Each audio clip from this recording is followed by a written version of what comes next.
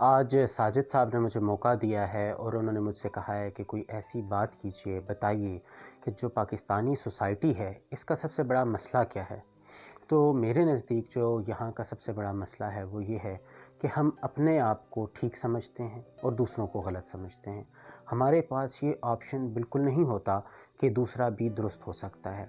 हम जो लिटरेचर पढ़ते हैं, जो किताबें पढ़ते हैं, वो अक्सर वो किताबें होती हैं जो हमारे मकतबा फ़िक्र, हमारी सोच, हमारी तालीम, हमारी सोसाइटी, हमारे घराने, हमारे स्कूल से, हमारे कॉलेज से, हमारी तरबियत से मुताबिकत रखते हैं।